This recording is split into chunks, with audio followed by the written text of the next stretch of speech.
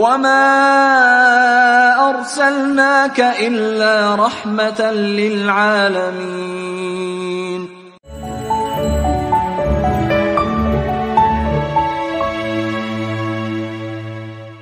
Alam raya itu. Jika pada surat terdahulu, surat ke-86, yaitu At-Tariq, Allah Subhanahu wa Ta'ala mengingatkan kita tentang penciptaan manusia. Falyanzuril insanu mimma khuliqa mimma indafiq.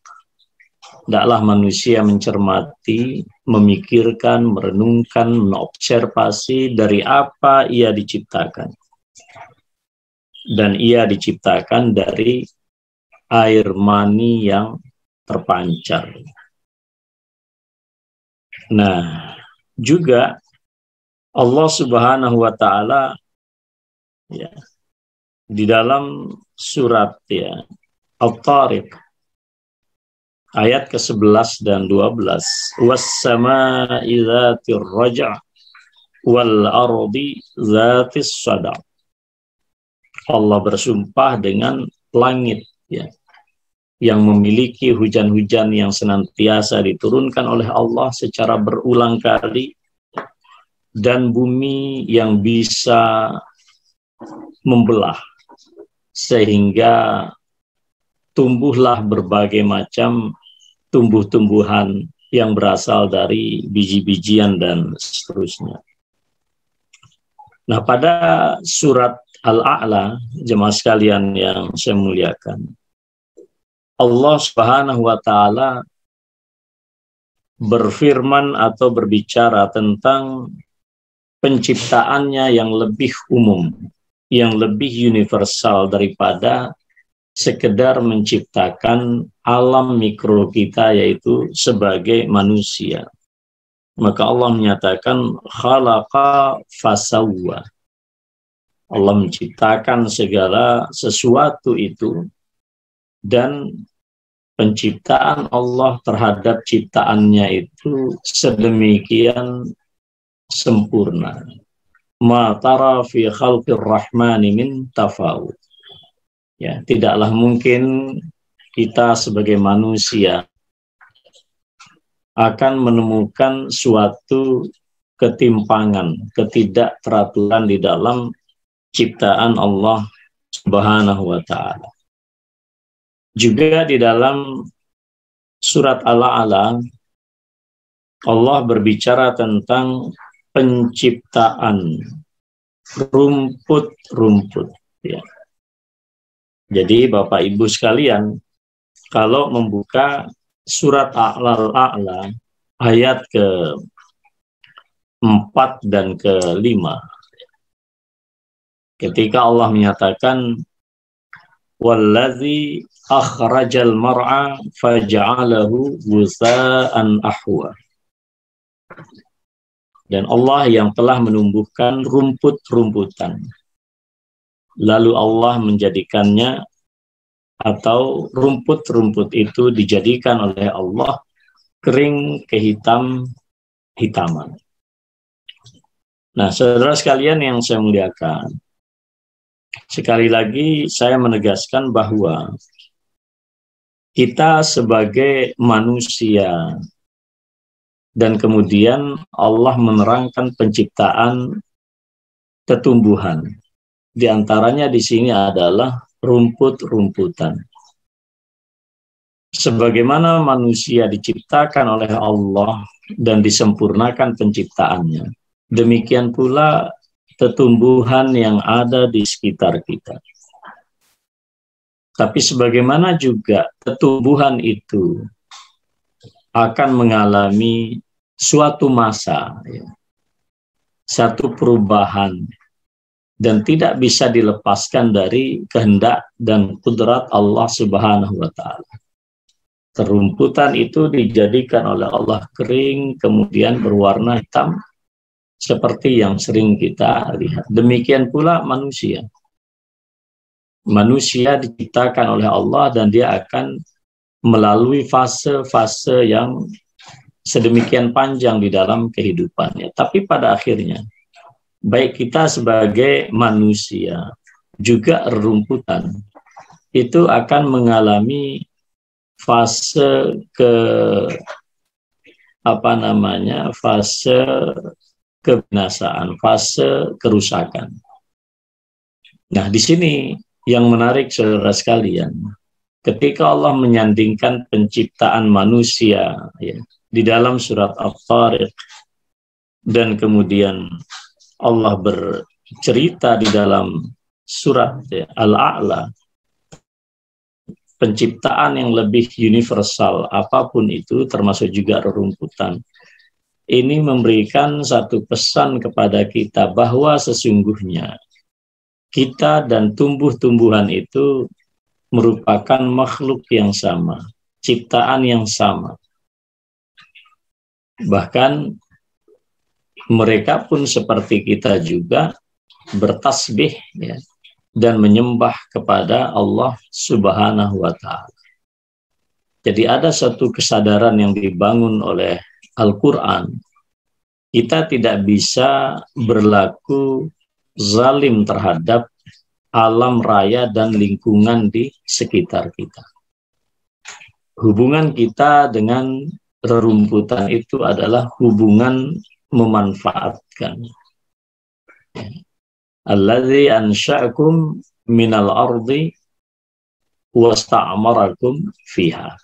Jadi tugas dan fungsi kita terhadap lingkungan kita, alam raya ini secara lebih umum adalah hubungan untuk memakmurkannya, bukan hubungan untuk mengeksploitasi dan juga bukan hubungan untuk merusaknya. Ya. Mengapa ini perlu saya tekankan?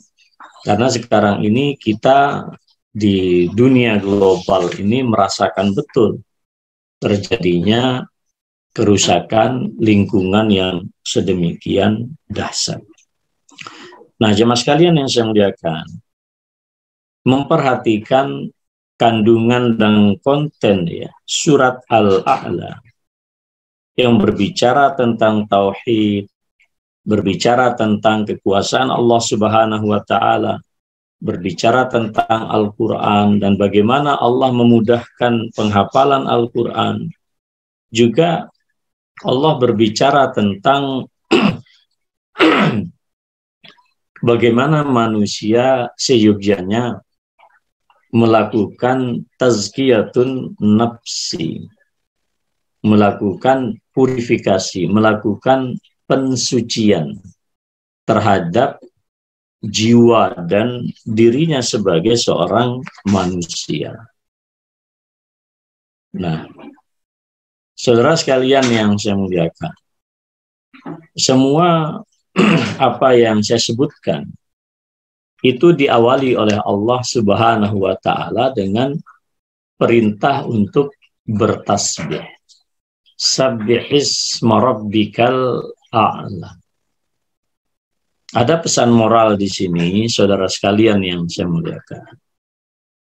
Ketika Allah memerintahkan kita untuk mensucikannya dari segala sifat dan karakter yang tidak pantas dilekatkan kepada diri Allah Subhanahu wa Ta'ala, menjauhkan agar kita tidak melabelkan nama-nama yang tidak sepantasnya, perbuatan-perbuatan yang tidak sepantasnya.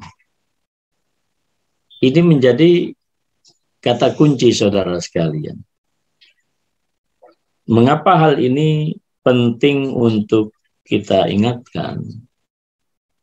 Ada banyak ketimpangan dan penyimpangan di dalam kehidupan umat manusia. Itu karena berangkat dari persepsi yang salah tentang Tuhan itu sendiri.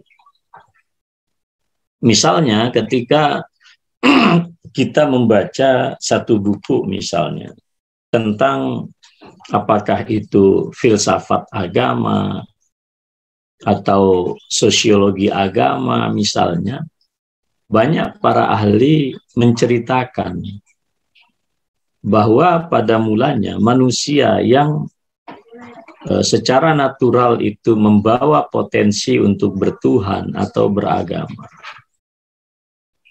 Dan mereka kemudian berupaya, karena tentu ada umat yang memang wahyu sampai kepada mereka, dan barangkali ada sebagian umat yang wahyu itu tidak sampai kepada mereka, tetapi naluri bertuhan itu kan sesuatu yang bersifat alamiah, harus terekspresikan.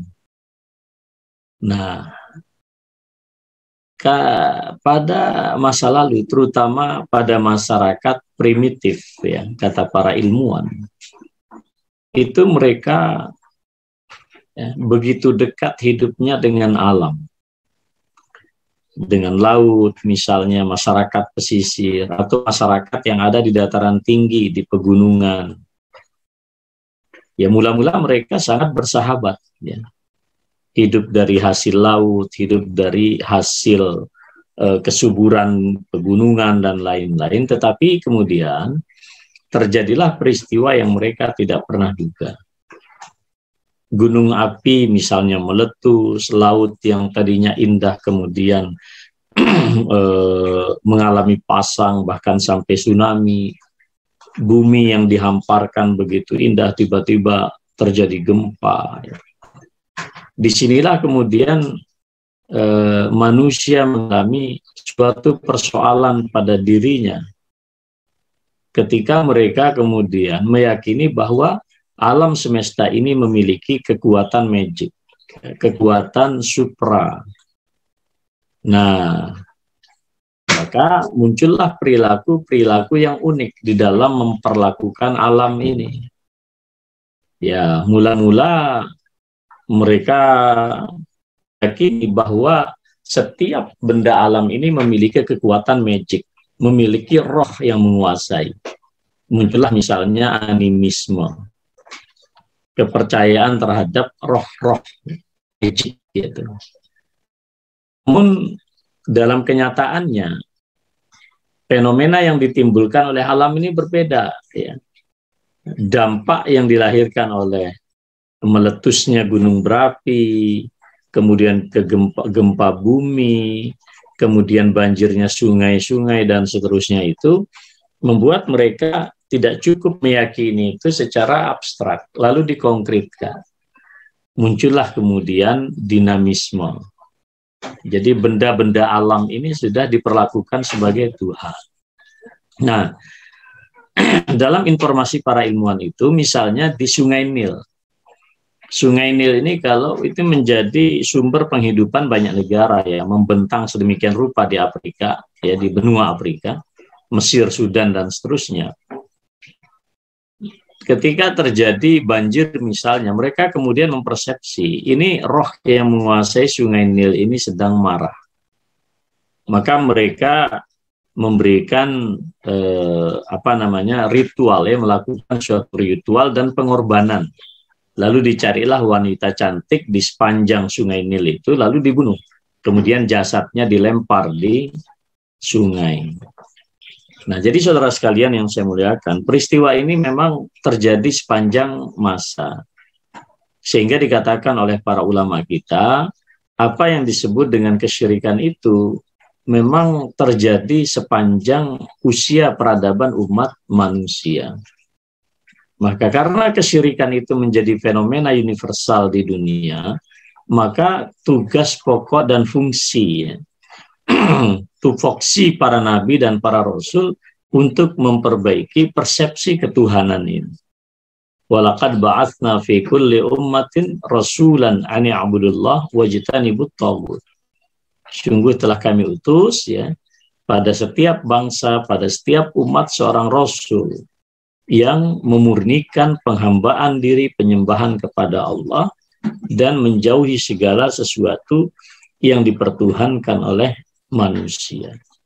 Ini makna yang paling mendalam daripada mengapa Allah perintahkan kita untuk mensucikan asma-Nya. Jadi jika asma Allah wajib kita sucikan sedemikian rupa, apalagi terkait dengan zat Allah itu sendiri. Nah, saudara sekalian yang saya muliakan, karena itulah menyangkut persoalan mensucikan Allah Subhanahu wa taala. Seperti yang tertera di dalam ayat pertama surat Al-A'la ini. Sabbihis marabbikal a'la. Itu bukan satu-satunya surat ya, yang berkonten pensucian Allah Subhanahu wa taala. Yang sering misalnya kita dengar subhanalladzi asra bi'abdihi lailam minal masjidil haram ilal masjidil aqsa alladzi barakna haula. Ya, maha suci Allah yang telah memperjalankan hambanya Muhammad dari Masjidil Haram ke Masjidil Aqsa, lalu kemudian mengalami Mi'raj ke Sidratul Muntaha. Itu pun juga demikian. Ya. Fakta sejarah menunjukkan banyak sekali masyarakat Arab yang ketika itu, bayangkan, belum ditemukan itu teori-teori fisika modern. Ya, kalau peristiwa ini terjadi sekarang, mungkin para ahli fisika bisa menjelaskan dengan baik. Tapi pada masa itu, ilmu pengetahuan teknologi kan belum maju. Sehingga peristiwa yang terjadi pada diri Nabi Muhammad SAW akan menghadapi berbagai macam tudingan, berbagai macam cercaan. Maka diawali dengan Maha Suci Allah. Demikian pula di dalam misalnya sabbahalillahi ma fis samawati wa ma fil ard. Ya, ini di dalam juga ya, ini di dalam Al-Hadid kalau tidak salah. Lalu di dalam surat yang lain sabbahalillahi ma fis samawati wal ard. Ada juga yusabbih pakai kata kerja aktif saat ini dan yang akan datang al-mudhari. Yusabbihu lillahi ma fis samawati wa ma fil ard. Ya. Apa maknanya jemaah sekalian yang saya muliakan? Bahwa peristiwa ataupun secara khusus perintah Allah untuk mensucikannya itu bukan semata-mata itu eksklusif dilakukan oleh kita manusia ini. Bahkan semua ya, apa yang di alam raya ini juga mensucikan Allah Subhanahu wa taala.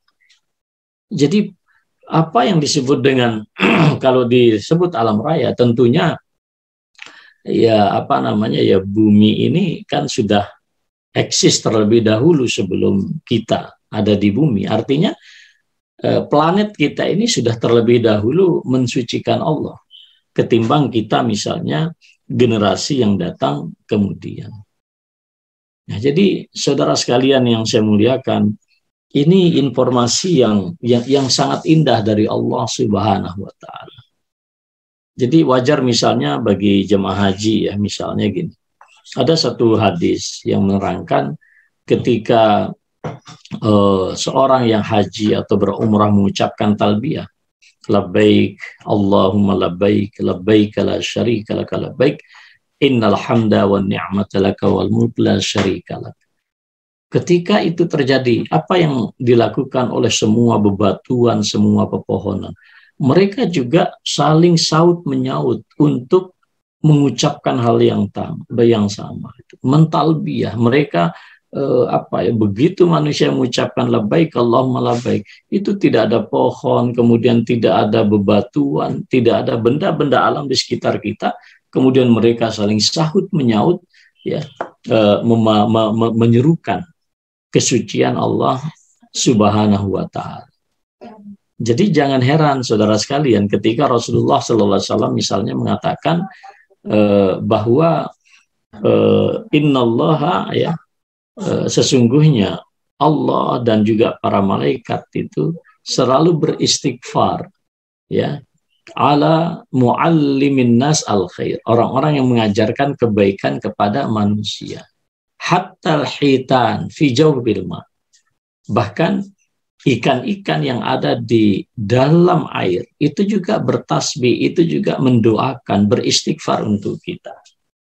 Jadi saudara sekalian yang saya muliakan, jangan pernah memahami bahwa ikan gitu ya dan benda apapun yang ada di sekitar kita itu kemudian tidak bertasbih kepada Allah Subhanahu wa taala. Wa in min syai'in illa yusabbihu bihamdih walakin la tafqahuna tasbihahu.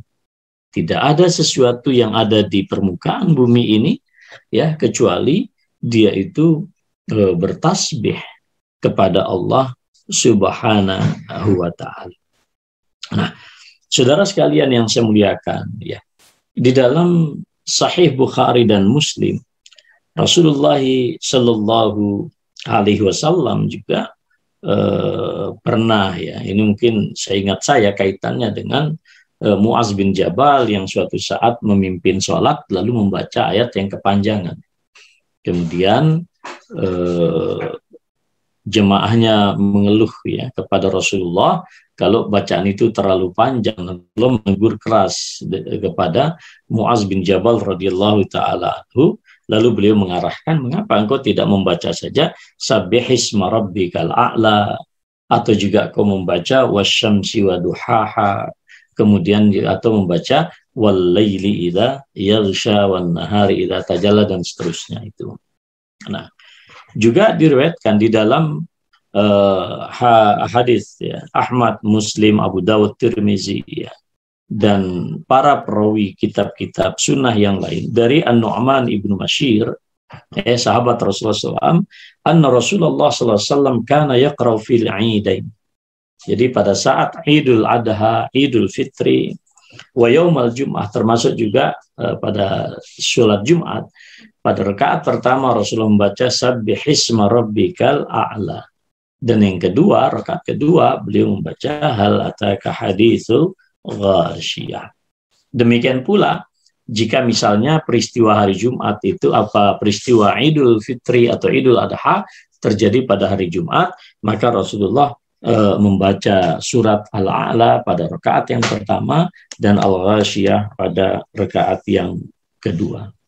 Demikian juga saudara sekalian dari Aisyah ya, ibunda kita, orang-orang yang beriman, meriwayatkan bahwa Rasulullah SAW kana yaqra'u fil witr. Ya, jadi beliau ketika sholat witir membaca sabbihisma rabbikal a'la. Ini rakaat pertama, kemudian rakaat kedua membaca qul ya ayyuhal kafirun, lalu rakaat yang ketiga, ini kalau witir dengan 3 rakaat, beliau membaca qul huwallahu ahad. Ya. Ya. Jadi saudara sekalian yang saya muliakan, ya, jadi Rasulullah SAW memiliki suatu perhatian yang khusus terhadap surat ini sehingga para ulama mengkategorikannya sebagai keutamaan ya, keutamaan dari surat Al-A'la ini sendiri. Nah, jadi saudara sekalian jamaah yang saya muliakan ya. Di sini ada ya riwayatnya saya sudah sampaikan ya beberapa tadi itu. Nah, kemudian juga ya ada satu catatan historis ya, terutama pada ayat sanuqri'uka fala tansa. Nabi Shallallahu Alaihi Wasallam ketika Jibril datang kepada beliau membawa wahyu, ya saking semangatnya Rasulullah Shallallahu Alaihi Wasallam, belum lagi berakhir ayat yang dibawakan oleh Jibril, langsung Nabi mengikuti yang bagian awal. Jadi kelihatan Rasulullah tergesa-gesa ya. Karena khawatir lupa gitu, kalau panjang disampaikan Jibril, nanti kalau ditunggu sampai rampung mungkin Rasulullah khawatir lupa gitu. Jadi belum lagi Jibril mengakhiri suatu ayat yang dibaca, Nabi kemudian menyambungnya dengan membaca ayat yang pertama. Maka turunlah sanuqri'uka fala tansa. Hai Muhammad, tenang saja, kami akan membacakannya kepadamu sehingga kamu tidak akan lupa setelah itu. Ya, jadi Rasulullah SAW juga manusiawi ya. Ada juga persepsi pada diri beliau ini kalau tidak segera diucapkan nanti malah lupa. Ini kan menunjukkan betapa manusiawinya Nabi itu. Ya. Jadi juga di dalam ayat yang lain kalau salah Allah juga menegur Rasulullah, la ta'jal bihi lisanak. Ya, inna alaina jam'ahu wa Qur'an. Jadi lisanmu wahai Muhammad tidak perlu kesusu membaca Quran. Oleh karena itu kita juga demikian. Jadi kalau membaca Quran itu warattilil Qur'ana tartila. Kita membacanya tertil. Tartil tidak cepat, tidak lambat, suaranya indah ya. Bahkan memperindah suara dalam membaca Al-Quran itu sunnah ya, yang suaranya merdu dan seterusnya itu sesuatu yang diajarkan di dalam agama kita. Nah, saudara sekalian, Al-Imam Ibnu Jarir, Al-Imam Al-Qurtubi rahimahullah di dalam kitab beliau tafsir ya, Al-Jami' li Ahkamil Quran ya. Beliau menyatakan ketika Allah ya, mengatakan sabbihisma rabbikal a'la, atau sucikanlah Allah dari segala apa yang tidak pantas bagi Allah, itu dengan mengucapkan subhana rabbiyal a'la, subhana rabbiyal a'la.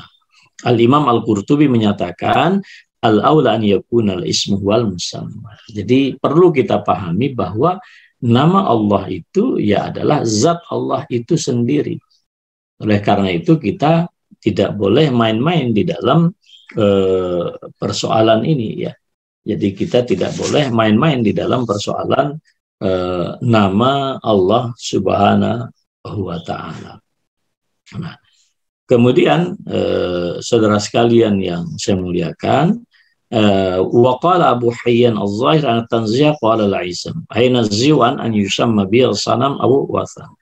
Ya, ada juga yang mengatakan bahwa pensucian Allah Subhanahu wa Ta'ala itu memang spesifik pada nama. Jangan sampai kita menyebut Allah itu sebagai patung atau kemudian berhala dan lain-lain. Maka kita harus sebut ya Rabb ya.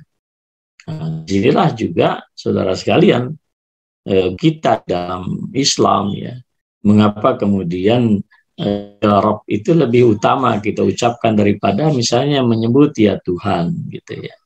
Jadi ya Rabb, ya Allah gitu ya, dan seterusnya itu. Ini bagian daripada kita berhati-hati. Jadi Rabb yang telah menciptakan kita, karena makna ya satu kata di dalam Islam itu mengandung sejumlah konsep, dan konsep ini kemudian memiliki konsekuensi yang panjang. Nah, ketika Allah disebut di sini Al-A'la, bahwa Allah itu adalah zat yang maha tinggi ya, maha agung ya, maha mulia ya, bahkan tidak sanggup diekspresikan oleh kata-kata manusia, siapapun sepandai apapun orang sifati Allah Subhanahu wa Ta'ala, maka sifat Allah yang hakiki itu tidak akan pernah diraih oleh ucapan manusia ya. Jadi agungnya Allah Subhanahu wa Ta'ala. Nah, di dalam satu hadis Imam Ahmad ya rahimahullahu tabaraka wa ta'ala ya, dan juga Al-Imam Abu Dawud, Ibnu Majah, dari sahabat Uqbah ya, bin Amir ya, Al-Juhani, lamma nazala fasabbih bismi rabbikal azim, maka sucikanlah nama Rabbmu yang maha agung. Qala lana Rasulullah berkata kepada kami, ij'aluha fi ruku'ikum. Ya, jadi jadikan ya ucapan itu di dalam ruku kalian. Kalau bacaan ruku itu subhana rabbiyal azimi. Kemudian ketika turun sabbihisma rabbikal a'la, Nabi mengatakan jadikan itu di dalam sujudmu. Maka di antara bacaan sujud juga selain yang umum kita ucapkan subhana rabbiyal a'la.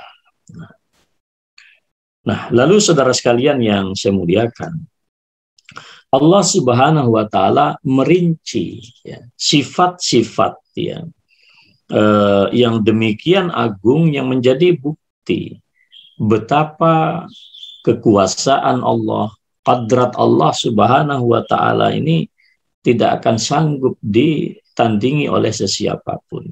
Maka Allah sebutkan di sini tidak salah 4. Satu adalah allazi khalaqa fasawwa. Allah yang telah menciptakan semua bentuk ciptaan dan kejadian. Di antaranya adalah manusia. Dan setiap ciptaan Allah itu dibikin sedemikian detail, sedemikian akurat, ya.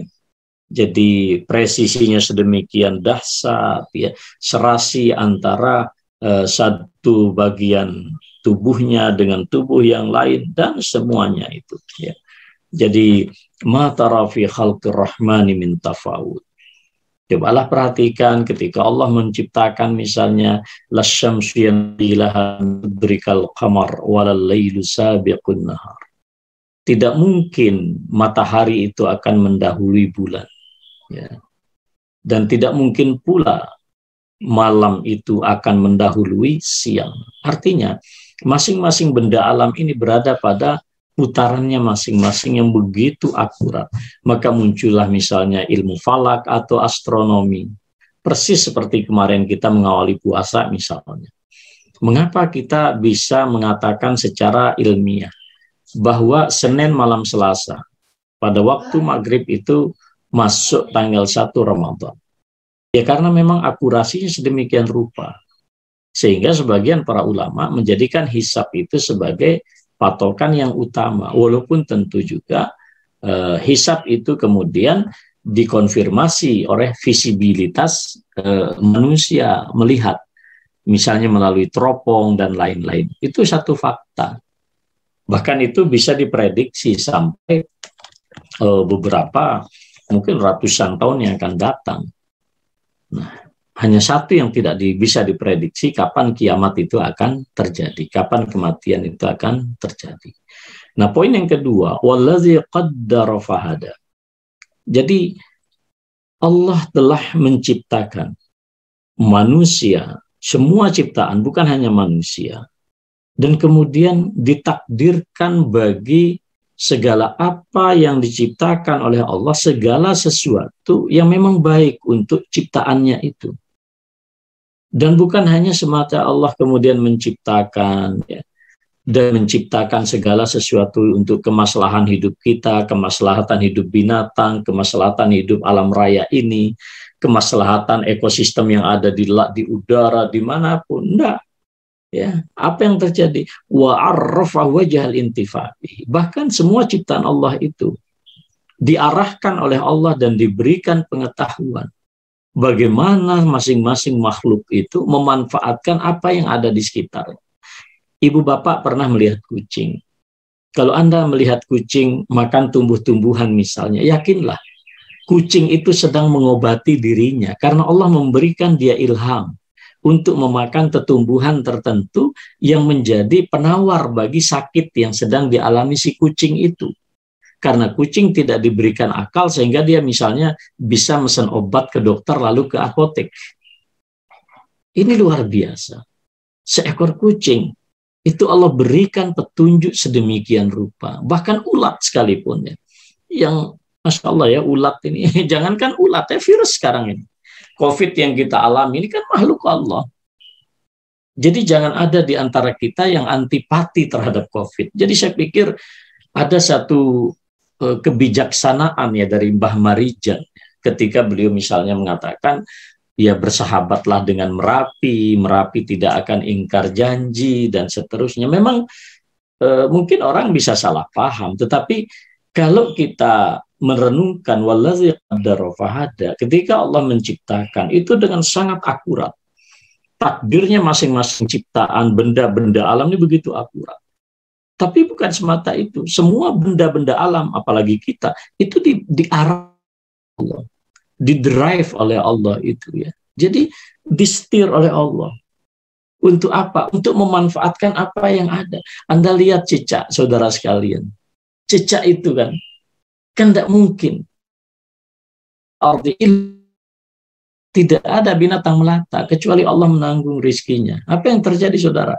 Kalau kita melihat itu, apa ya bisa ya ada lalat atau ada nyamuk begitu cepat bisa ditangkap? Itu Anda tidak bisa mengatakan itu cicaknya itu dulu latihannya di mana ya Pak Media? Nggak usah. Allah menunjukkan bagaimana. Itu saya sering kali mengingatkan anak-anak itu kalau melihat di atas ini gitu ya, langit-langit rumah itu. Ya Allah, indah sekali.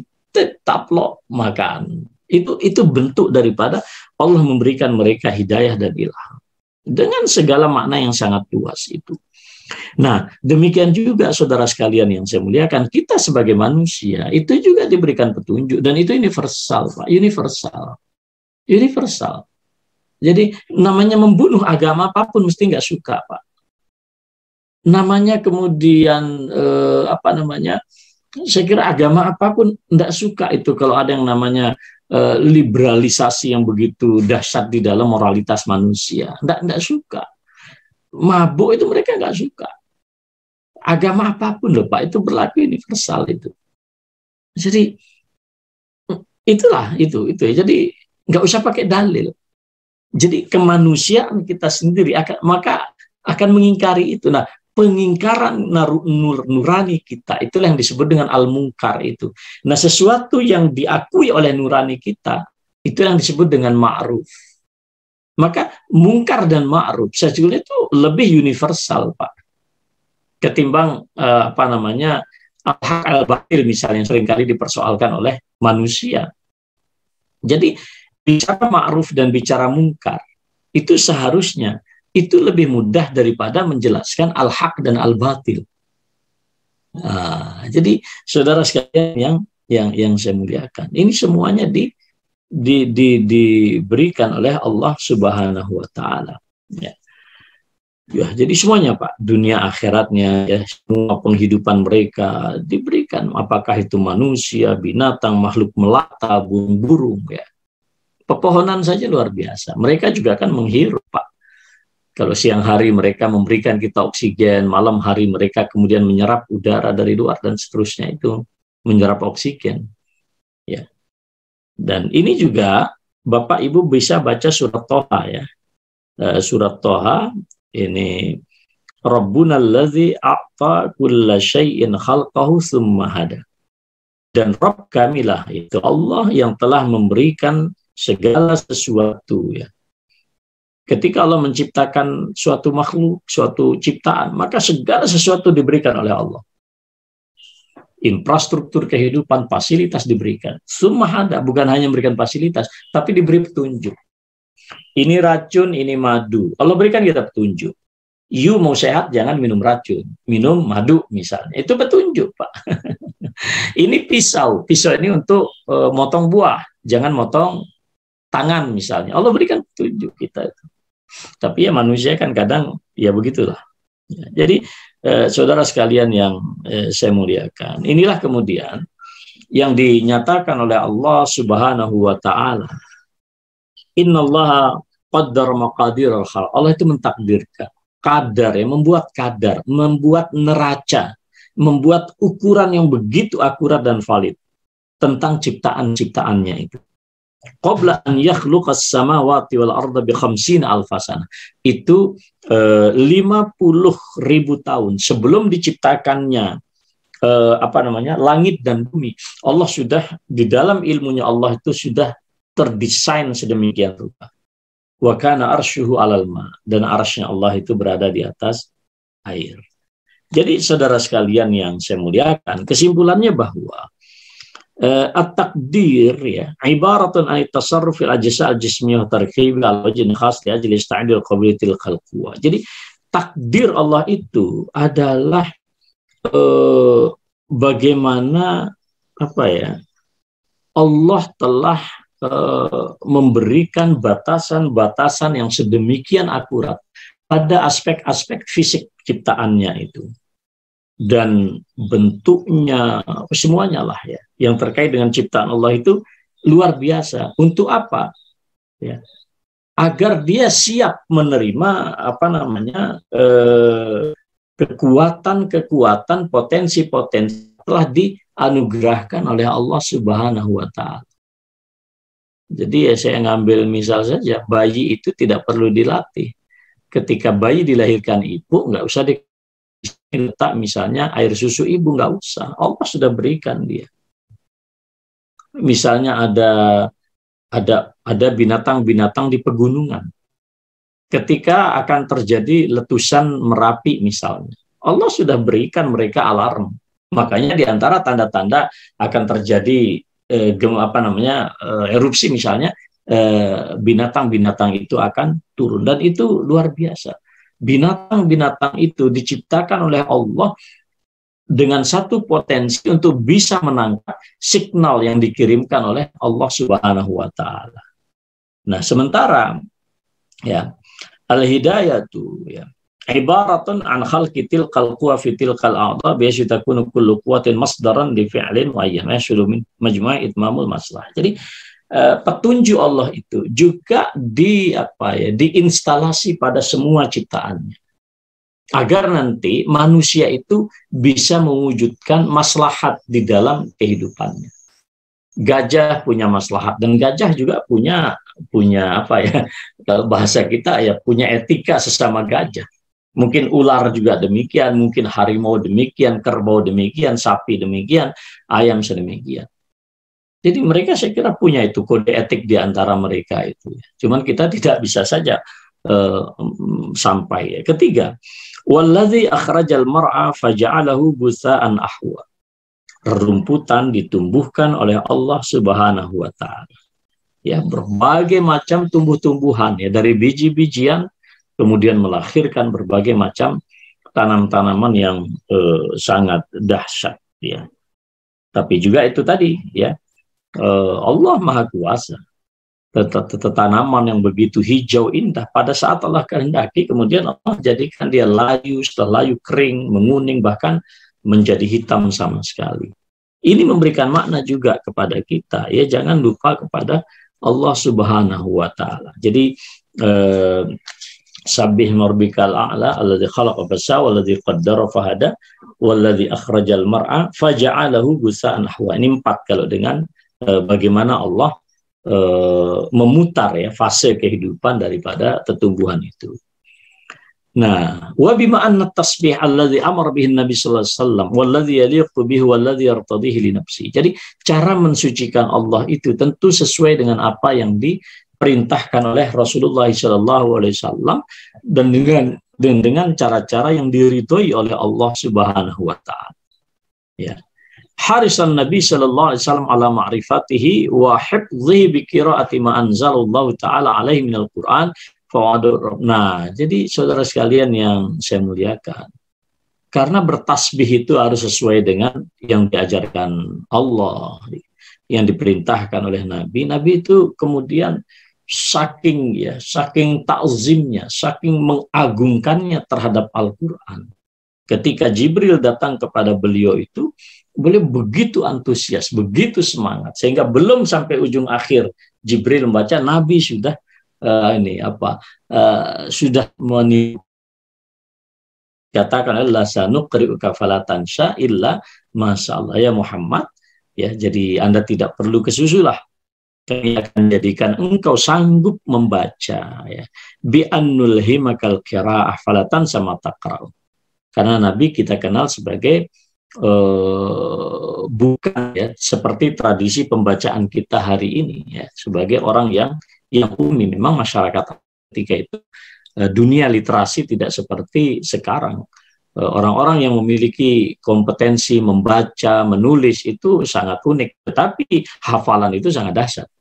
Saya pernah bergaul dengan kawan-kawan dari negeri Arab, dari Afrika dan lain-lain, itu mereka luar biasa. Kekuatan ya, daya ingatnya ini sangat dahsyat, daya ingat mereka ini ya. Ya, jadi Nabi itu bukan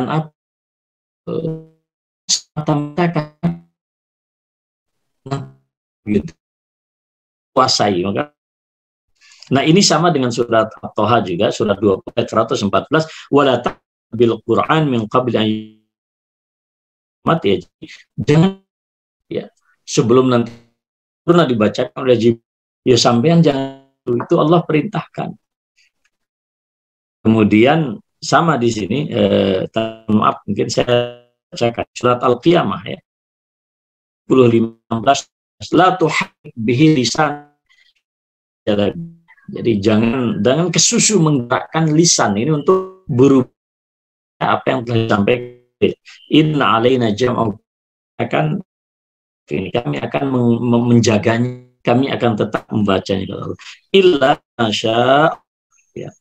Ai innaka satahfadzul Qur'an al-munazzal ilaika wa la tansa. Jadi berdasarkan ketetapan Allah, engkau akan menguasai apa yang diturunkan oleh Allah kepada Muhammad, dan kau tidak akan lupa kecuali apa yang dikehendaki oleh Allah Subhanahu wa taala. Nah, di sini menarik sekali. Sekelas Nabi Muhammad Sallallahu Alaihi Wasallam saja, manusia yang paling suci di muka alam semesta ini, ya, itu saja masih menghadapi suatu fakta. Walaupun mentor beliau Jibril alaihissalam dibimbing oleh Allah secara langsung, Nabi saja ada potensi lupa, ibu bapak sekalian. Ya, illa masya Allah, kecuali apa yang yang dikehendaki oleh Allah Subhanahu wa taala. Ya. Jadi Nabi satu punya potensi itu. Artinya kita harus tawadhu, kita harus merendah hati. Kalau Nabi saja punya potensi seperti itu, apalagi kita sebagai manusia biasa. Al-murad bil istisma yaqum nasihat, tapi juga ada di antara para para ulama kita menyatakan yang dimaksudkan, yang dilupakan oleh Rasulullah SAW, yaitu adalah yang dimansuhkan, yang hukumnya itu atau bacaannya ada beberapa model itu ya, penghapusan di dalam Al-Quran. Ada yang seperti rajam, misalnya rajam boleh dibaca hari ini tidak ada. Tapi hadis Aisyah menyatakan dulu pernah turun ayat yang menyatakan jika seorang laki-laki yang telah berkeluarga dan perempuan sudah berkeluarga itu berzina, maka rajamlah dia. Nah, itu kan hukumnya berlaku, tapi ayatnya sudah tidak ada.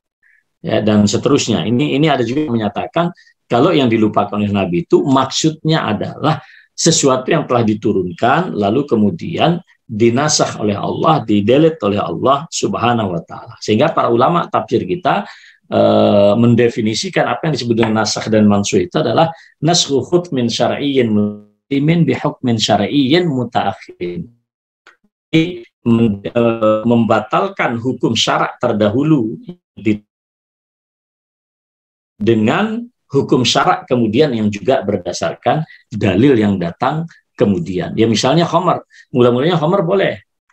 Yang kedua, ya masih belum terlarang, tapi jangan sholat. Barulah kemudian yang ketiga, semuanya totalitas diharamkan oleh Allah. Maka ayat yang pertama dinasakh oleh kedua dihapus oleh yang ketiga. Nah, jadi saudara sekalian yang saya muliakan, tetapi Al-Imam Al-Alusi beliau lebih memahaminya sebagai zahirnya saja. Zahir ayat itu mengatakan ya Nabi itu memang manusia. Bisa saja beliau lupa, itu manusiawi sekali. Lupa itu adalah sesuatu yang sifatnya manusiawi kecuali apa yang dikehendaki oleh Allah.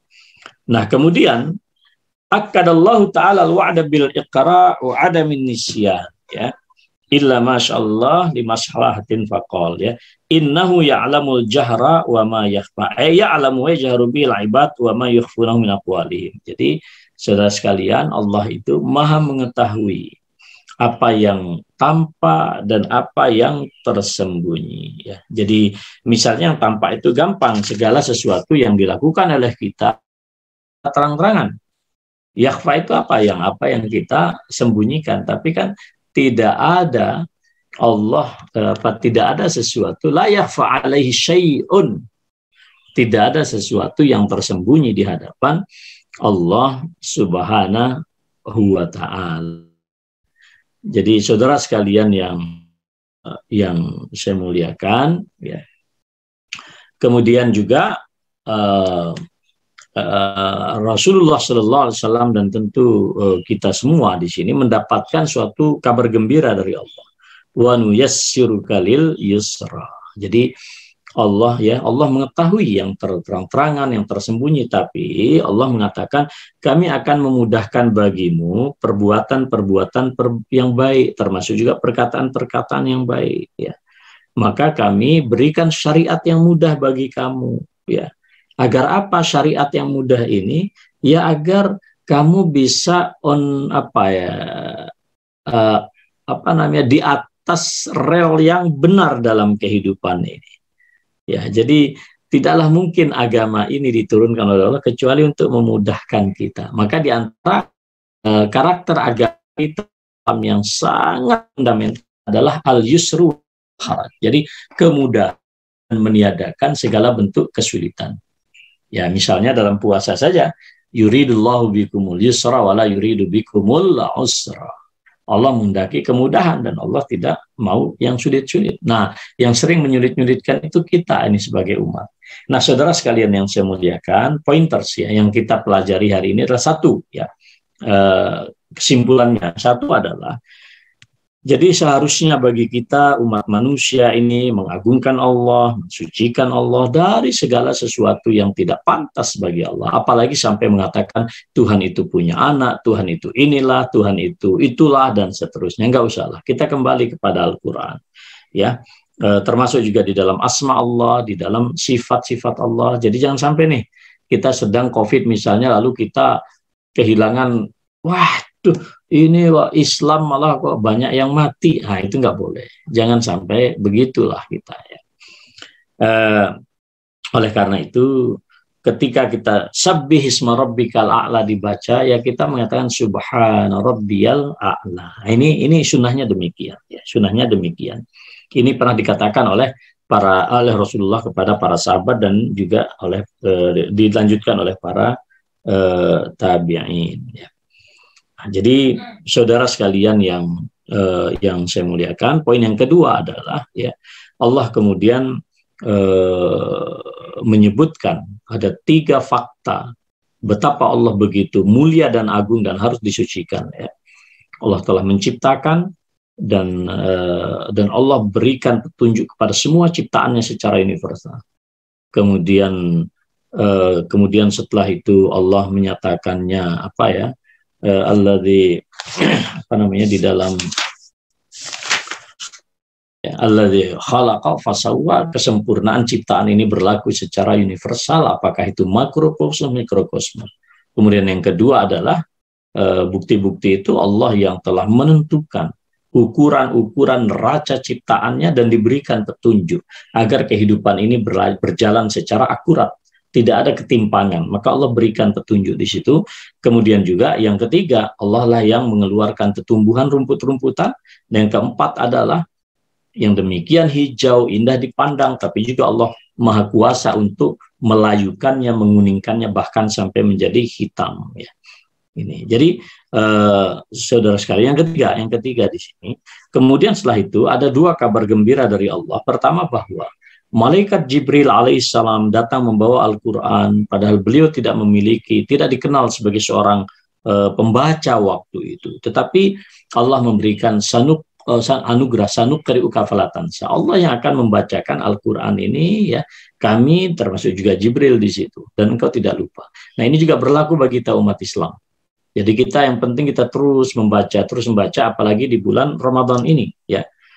Dan yang kedua itu adalah poin yang kedua, wa nuyassiru kalil yusra. Ini harus ada optimisme untuk kebaikan. Allah mudahkan bagi kita. Jadi saudara sekalian, kalau kebaikan ini sudah dimudahkan, kok kita tidak sanggup melakukan kebaikan? Jangan celah Allah, celah diri kita sendiri. Karena pada dasarnya Allah ini memudahkan manusia. Yang baik-baik itu mesti dimudahkan Allah. Nah, cuman manusia lah yang membuat ketimpangan di dalam kehidupan ini. Ini rumusnya dalam Al-Quran. Nah, saudara sekalian, terkait dengan baca Allah yang menjamin pembacaan ini penting ya. Tentang Lailatul Qadar ini selalu saya ingatkan, tanazzalul malaikatu warruhu fiha biizni rabbihim min kulli amr. Ingat loh, Lailatul Qadar kata para ulama bukan hanya terjadi pada masa Rasulullah, dia terjadi sepanjang masa. Oleh karena itu Allah ingin memberikan pesan moral kepada kita dengan Lailatul Qadar itu, bahwa Jibril yang turun membawa wahyu 14 abad yang lalu, Jibril itu yang turun juga insya Allah nanti di 10 akhir malam ini. Kedua, Al-Quran yang dibawa oleh Jibril 14 abad yang lalu, itu Quran juga yang ada pada diri kita hari ini. Apa yang Anda ragukan? Nah, ini poin yang sangat penting ya. Jadi ini menarik saudara sekalian. Kemudian yang keempat ya, bahwa Allah Subhanahu wa taala memiliki kesempurnaan ilmu pengetahuan terhadap apa yang dilakukan oleh kita semua, apakah itu perbuatan yang bersifat zahir, bersifat batin ya, kita terang atau sembunyi, semuanya. Karena itu kita berdoa, ada doa dari Rasulullah, Allahumma tahhir qulubana minan nifaq. Ya Allah, bersihkan kalbu kami dari kemunafikan. Wa a'yunana minal khiyanah. Ya. Bersihkan mata kami ini dari pengkhianatan. Innaka ta'lamu kha'inatal a'yun. Karena engkau yang tahu ya Allah bahwa mata ini adalah berkhianat. Engkau yang tahu ya Allah. Wa ma tukhfis sudur, dan apa yang disembunyikan oleh kalbu dan hati ini engkau yang tahu ya Allah. Nah ini, Allahumma tahhir qulubana minan nifaq, bersihkan kalbu kami dari kemunafikan. Wa a'yunana minal khiyanah, ya, mata-mata ini dijauhkan dari pengkhianatan. Innaka ta'lamu kha'inatal a'yun wa ma tukhfis sudur.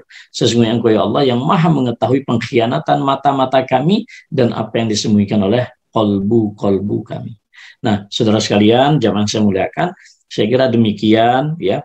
Pada bagian pertama surat Al-A'la kita cukupkan di sini, dan insya Allah kita akan teruskan nanti di Jumat yang akan datang. Jadi selama Ramadan kita the living Quran saja ya. Jadi yang sunnahnya nanti kita teruskan setelah Ramadan. Saya kira demikian. Assalamualaikum warahmatullahi wabarakatuh.